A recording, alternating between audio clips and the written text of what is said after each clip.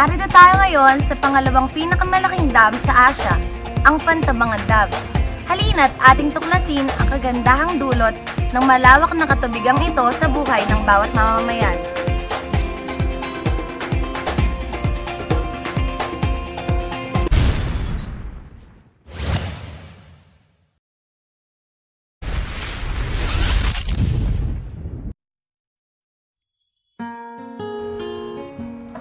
Noong Mayo 1969,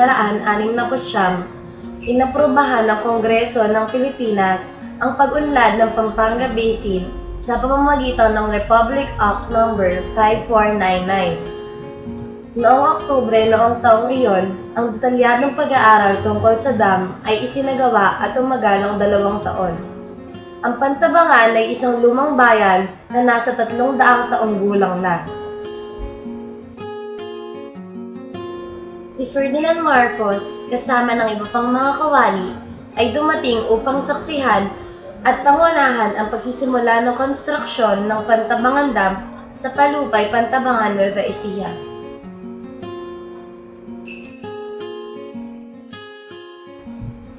Tinatayang mahigit 1,300 katao ang lumipat ng tirahan mula sa reserve zone ng Pantabangan patungo sa lugar na ipinangako para sa kanila mula sa gobyerno.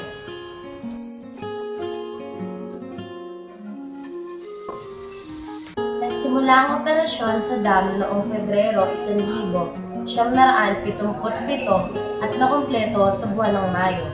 At dito na nga nabuo ang Pantabangan Dam.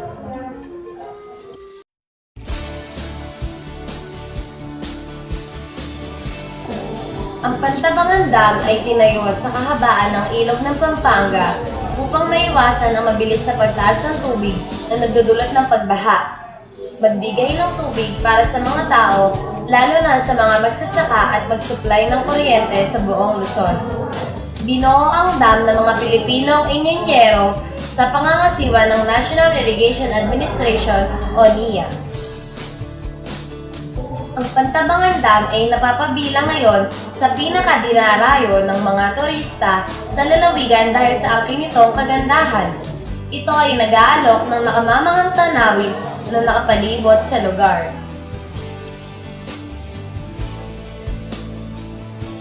Ang Pantabangan Dam ay may haba na 1.65 kilometers, may taas na 480 metro mula sa riverbed, may lawak na 12 metro mula sa base of earth. Ang Pantabangan Dam ay binubuo ng 5 bahagi.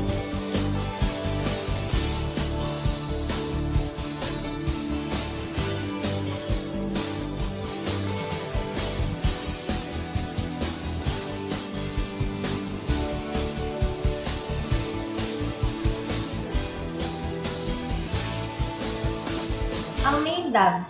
Ito ay mas malaki sa Aya Dam. Sa dam na ito, pinapayagang mangisda ang mga mamamayan at magtayo ng mga fish pen.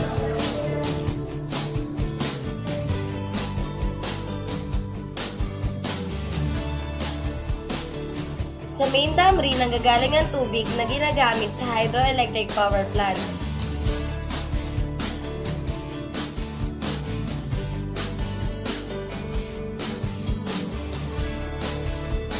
Ang connecting channel ang naghihiwalay sa main at Aya Dam na may 200 metro na elevation.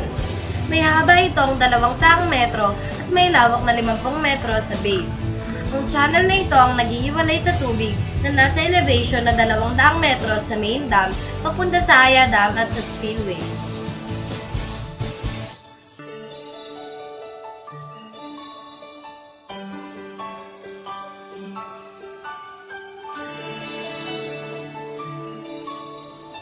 Ang Aya Dam ay matatagpuan sa tabi ng main dam. Pinagbabawal ang pangingisda dito upang maiwasan ang pagkakontamina dahil dito kinukuha ang inuming tubig.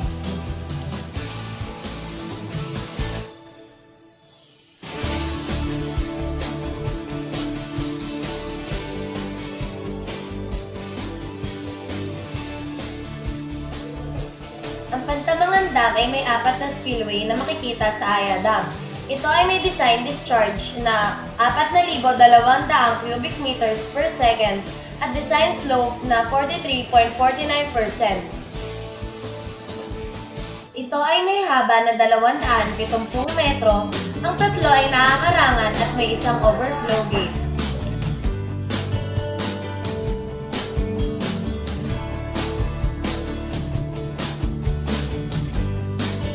Ang dalawang diversion tunnel na may pagitan na 30 metro sa bawat isa ay makikita sa kaliwang abutment ng main dam. Ang mga tunnel ay may haba na 576 na metro at may diameter na 7 metro. Ito ay may design discharge na 164 kubikometro kada segundo kada tunnel. Bali po, ito yung aming main reservoir. Dito yung intake tower. Sinasabi ko sa inyo na pasukan ng tubig. Pag naka-embed siya dito, papunta sa planta. And then, meron kaming connecting channel. Ito po, yung nagdudugsong sa main and then sa Aya reservoir. Pagka tumaas na yung level ng tubig at elevation 200 meters, magko-connecta na ang main and then ang Aya. Yung mga fish cages po, doon namin ipinwesto sa medyo may zone doon para yung tubig dito sa Aya hindi ma-pollute. Kasi po yung tubig dito sa Aya is yun yung ginagamit naman ng munisipyo ng Pantabangan para sa kanilang domestic and industrial water supply. Kaya po may zone na. Kaya dito, pag sinabing Pantabangan Dam, dalawa yun. Isang Aya Dam and then isang main dam.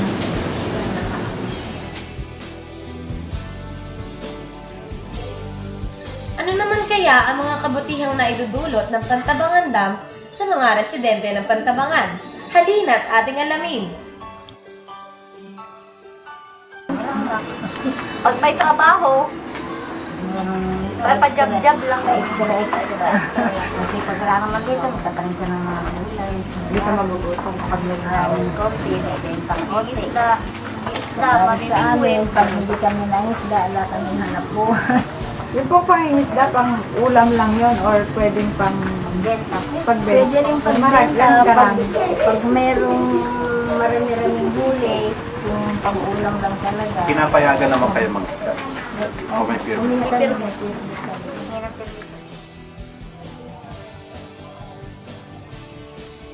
Ang Pantabangan Dam ay sagot sa mga problema ng mga mamamayan dahil sa mga benepisyong hatid nito.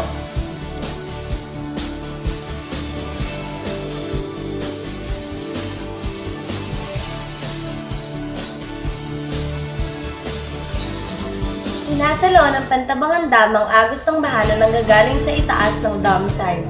At binabawasan din ito ang malubhang pinsalang dulot ng baha sa paligid ng Pampanga River downstream at papunta sa Manila Bay.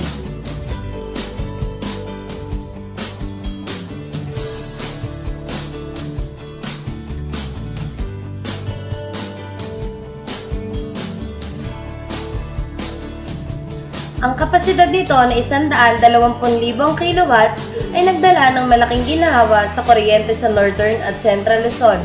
Ito ay lumilikha ng mahigit 232 milyong kilowatt-hour ng kuryente kada taon.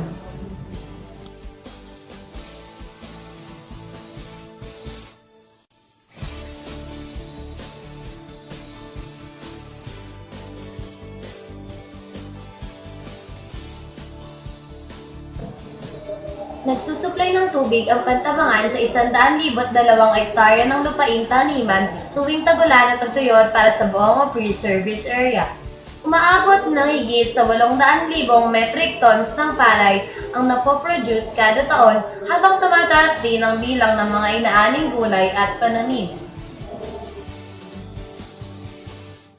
Po ba kayo nagsasaka ng pananim? Matagal na.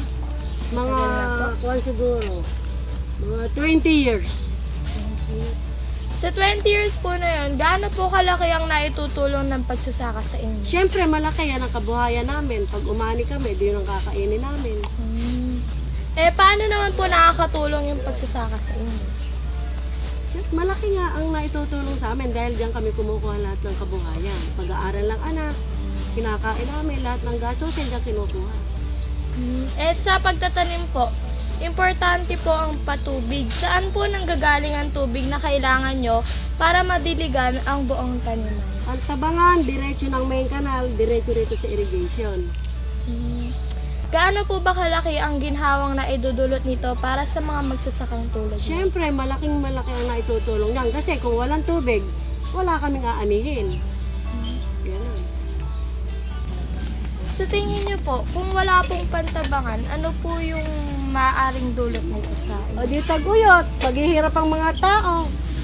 O magdaan magpapatayan dahil ala nang kakainin, ala nang aanihin. Yun lang po yung nakakatulong po sa inyo sa Oo, siyempre, bukid lang ang nakakatulong sa amin. Kasi wala naman kami mga hanap buhay, kundi ang bukid lang din ang inaasahan namin.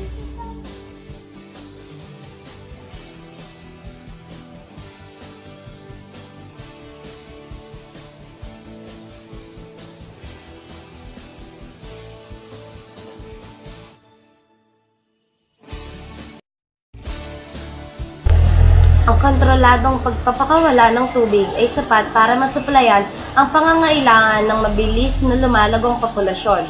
Umaabot ng 2.5 bilyong galon ng tubig kada taon ang magagamit para sa pantahalang supply ng tubig. Binebenepisyo nito ang 150,000 tao sa lugar, base sa 50 galon kada kapita kada araw.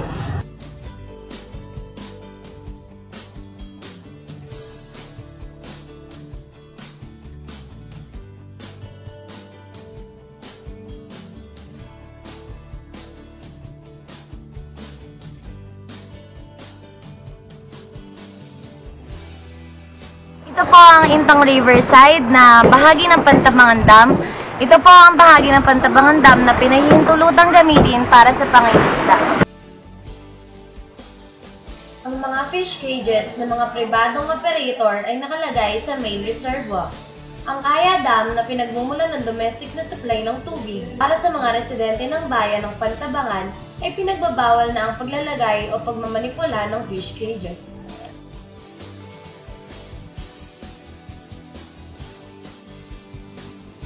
Ilang taon na po kayong naninirahan dito sa Intang Pantabangan? Mahigit na 30 years na. Ano po ba sa palagay nyo ang mabuting na idulot ng Pantabangan Dam sa mga mamamayan ng Pantabangan? Maganda na naging buwan namin dito. May pinagkukunan na yung kahit pa paano kabuhayan. Ano naman po ang nakita nyo hindi maganda dahil sa pagkakatayuan ng dam? Wala naman, ayos naman po. Ano po ang hanap buhay ninyo? Ilang taon na po kayo sa ganitong hanap buhay? Isang taon na pagbabayan na isa. Ano-ano naman pong isda ang mga nahuhuli nyo dito? Tilapia, karpa, huli, hipon, tawis, biya, hipon. Gaano po yung karami yung nahuhuli nyo po pag tag-araw? Malaki na yung 70 kilos. Pag tag-ulan po? Tag-ulan na abot ng 200 o Mas malaki po 300. yung kita pag tag-ulan po. Saan nyo naman po binibenta yung mga nahuhuli nyo pong isda? Nahango sa akin ng mga titira. Pinadala ko ng pinadala sa iba. Palatuan. Saan po po? Mga palengke po? Gano'n? Sa bari-bari.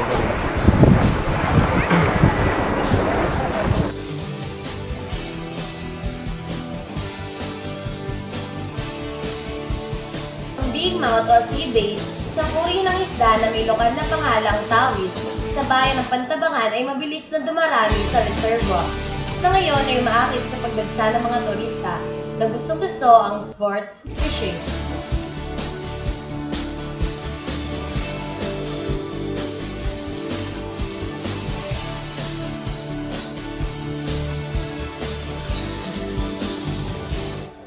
Ngayon ay nauuso na rin sa piling lugar ng Pantabangan Dam ang water sports katulad ng jet skiing. Yes, ma'am.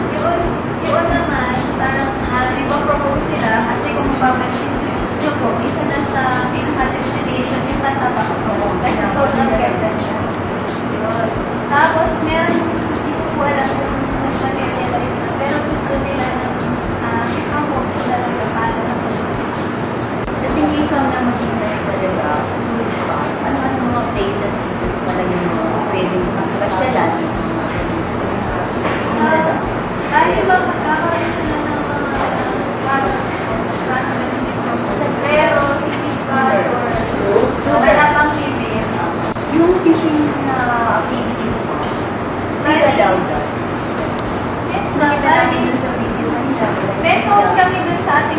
baka makikita nyo, meron kami isang sodo, inaalaw namin yung mga private individual na maglagay ng mga fish cages.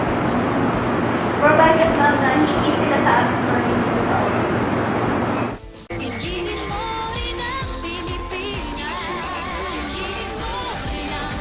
Maraming magagandang lugar dito sa Pilipinas. At isa na nga rito ang Pantabangan Dam na tunay ngang may pagmamalaki natin saan man sa mundo.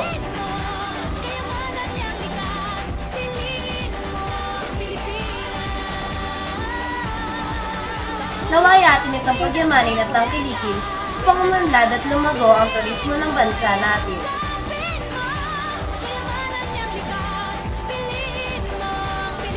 Ngayon nga na natunghayan na natin ang kagandahan at kabutihang maidudulot ng Pantabangan Dam, tunay nga na ito ay isang biyaya. Tungkulin natin na ito ay pagyamanin. At ang Pantabangan Ecoturismo Water Sport, sama-sama nating abangan!